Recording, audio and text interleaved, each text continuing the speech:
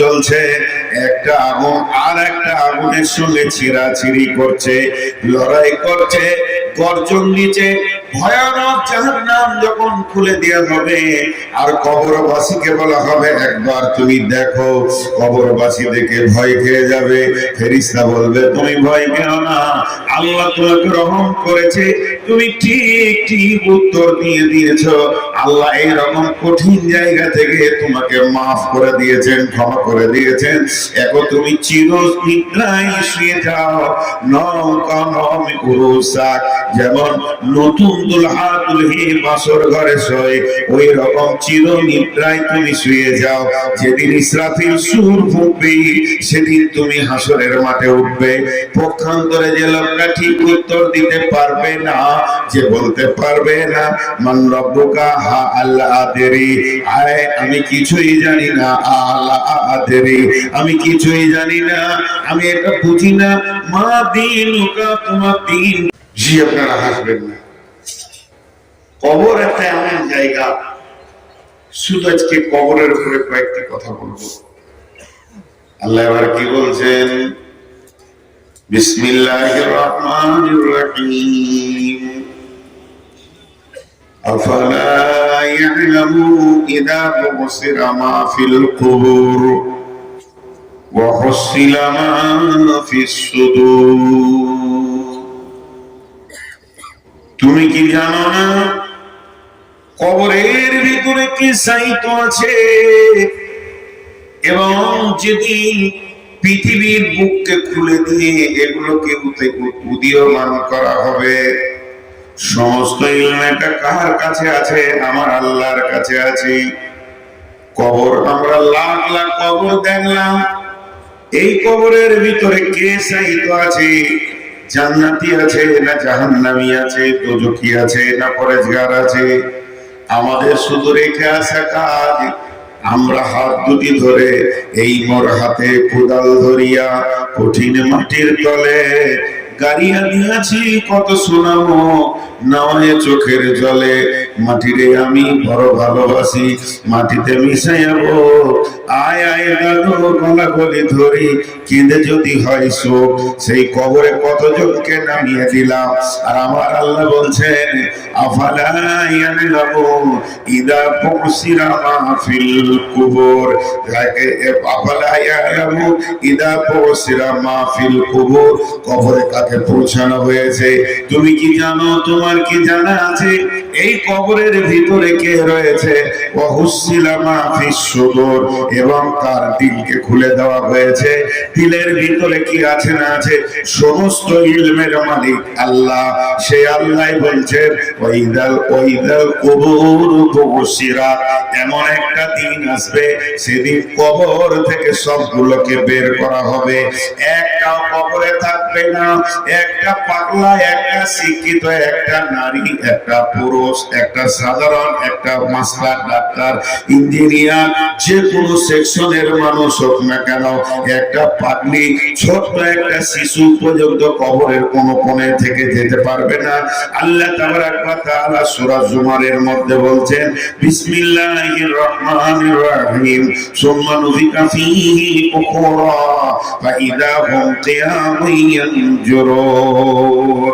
যখন আমার ইসরাফিল দ্বিতীয় সূর ফুঁকে দিবে, কবরে আর একটাও থাকবে না, কবর শূন্য হয়ে যাবে, সব হাসরের মাঠে জমা হয়ে যাবে। এর নাম হচ্ছে কবর।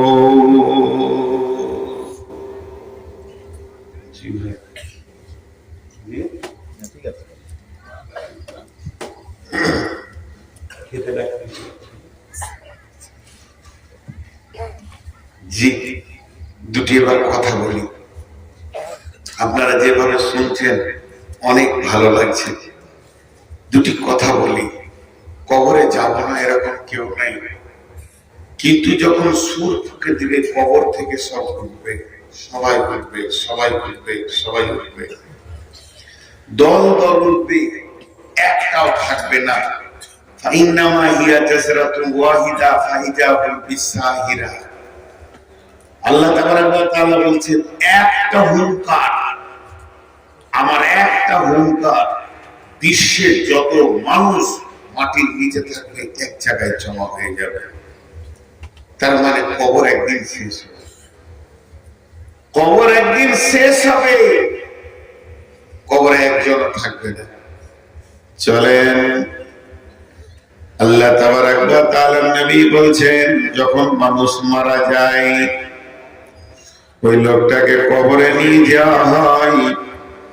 ইদা উদিয়াল মাইয়াতু ফিল কবরে আতাহু মালাকানে, তখন দুইজন ফেরেশতা আছে।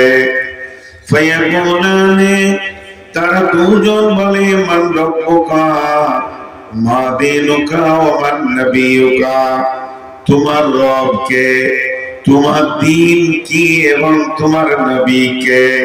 তিনখানা প্রশ্ন হয়ে গেল। লোকটা বড় নিকার, লোকটা বড় পরেশগার, আল্লাহ তাকে রহম করেছেন, আল্লাহ দয়া করেছেন, সে উত্তর দিয়েছেন। কি বলেছেন? রব্বি আল্লাহ দীনুল ইসলাম, নবী মুহাম্মদুর রাসূলুল্লাহ সাল্লাল্লাহু আলাইহি ওয়াসাল্লাম। সঙ্গে সঙ্গে ওই লোকটার জন্য, যে লোকটা ঠিক ঠিক উত্তর দিয়ে দিল, তার জন্য জাহান্নামের দরজাটা খুলে দেওয়া হবে। দাও দাও করে আগুন জ্বলছে, একটা আগুন আর একটা আগুনের সঙ্গে ছিঁড়াছিঁড়ি করছে, লড়াই করছে, গর্জন দিচ্ছে। ভয়ানক জাহান্নাম যখন খুলে দেওয়া হবে, আর কবরবাসীকে বলা হবে একবার তুমি দেখো। কবরবাসী দেখে ভয় খেয়ে যাবে। ফেরেশতা বলবে তুমি ভয় পেও না, আল্লাহ তোমাকে রহম করেছে, তুমি ঠিক ঠিক উত্তর দিয়ে দিয়েছো। আল্লাহ এইরকম কঠিন জায়গা থেকে তোমাকে মাফ করে দিয়েছেন, ক্ষমা করে দিয়েছেন। এখন তুমি চিরনিদ্রায় শুয়ে যাও।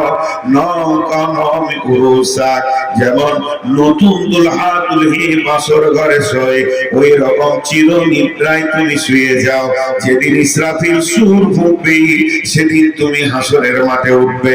পক্ষান্তরে যে লোকটা ঠিক উত্তর দিতে পারবে না, যে বলতে পারবে না, মান রব্বুকা, হা আল্লাহ আদেরি, আয় আমি কিছুই জানি না, আল্লাহ আদেরি, আমি কিছুই জানি না, আমি এটা বুঝি না, মা দীনুকা, তোমার দ্বীন কি আমি বুঝি না, মান রব্বুকা মা দীনুকা ওয়া মান নবিয়ুকা, আমি বুঝি না। যখন কোনো উত্তর দিতে পারবে না, জান্নাতের দরজাটা খুলে দেয়া হবে।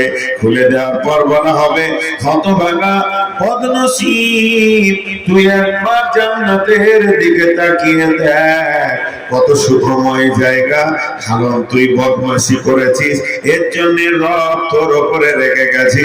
এই রকম সুখের জায়গা থেকে তোকে চিরজীবনের মতো বঞ্চিত বঞ্চিত করে দেওয়া হয়েছে। অতএব জীবনে আর সুখের জায়গা তুই পাবি না।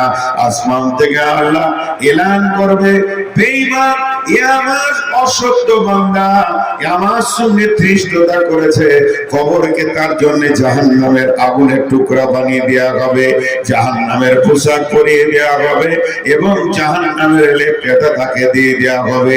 সেই অবস্থায় সে কবরে অতদিন থাকবে যতদিন না সুর ফোঁকা হয়েছে। বন্ধুরা আমার, বিশ্বনবীর বিবি আম্মা জান আয়েশা রাদিয়াল্লাহু তাআলা আনহা বাড়িতে আছেন। এমন সময় একটা ইহুদি মহিলা আসলেন ভিক্ষা করার জন্য। বিশ্বনবী বাড়িতে নাই। আম্মা জান আয়েশাকে এসে বললেন, মা আয়েশা, যদি কোনো খাবার থাকে, যদি তোমার কাছে কিছু থাকে তো আমাকে দাও। আম্মা জান আয়েশার কাছে কিছুই ছিল না, মাত্র 2টি খেজুর ছিল। বাড়ি থেকে খেজুর 2টি নিয়ে ওই ইহুদি মেয়েটার হাতে দিয়ে দিলেন। যখন ইহুদি মেয়েটার হাতে দিলেন, মেয়েটি সঙ্গে সঙ্গে বলছেন, আয়েশা রে, আল্লাহ তোমাকে কবরের আযাব থেকে মুক্তি দান করুন। এই কথাটা আম্মা জান আয়েশা বলছেন, আমাকে বড় অবাক লাগলো। তারপরে বিশ্বনবী যখন বাড়িতে আসলেন, আমি প্রশ্ন করলাম, ইয়া রাসূলুল্লাহ, কবরে কি আযাব হবে নাকি?